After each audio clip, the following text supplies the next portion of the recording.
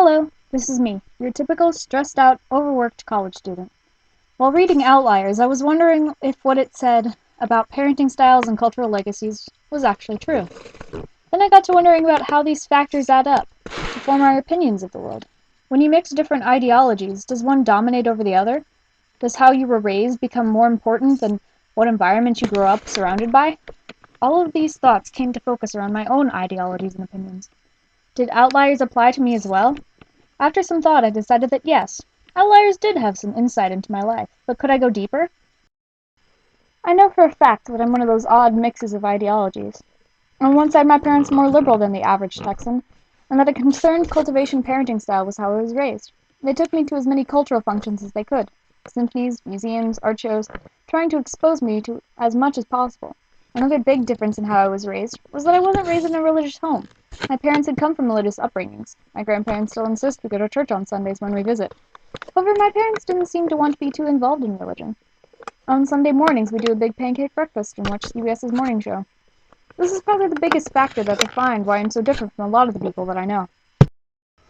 The second thing that led to my weird mix of ideologies is that I grew up in Houston, Texas. That might not sound all that weird, but when you're the only kid in your class that believes the theory of evolution is even remotely possible, you stand out.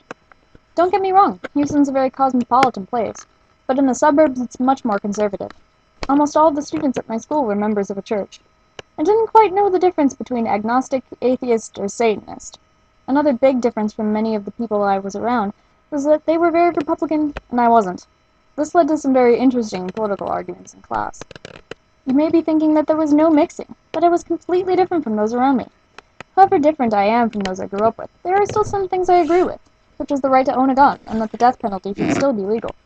By all accounts, I should be very different from how I actually am, but then again, who exactly can predict what comes out of mixing ideologies?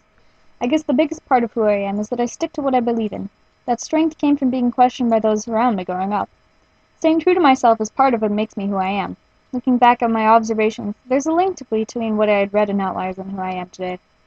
When you're reading the book, some of it seems impossible, but you give it some more thought, and then it seems true.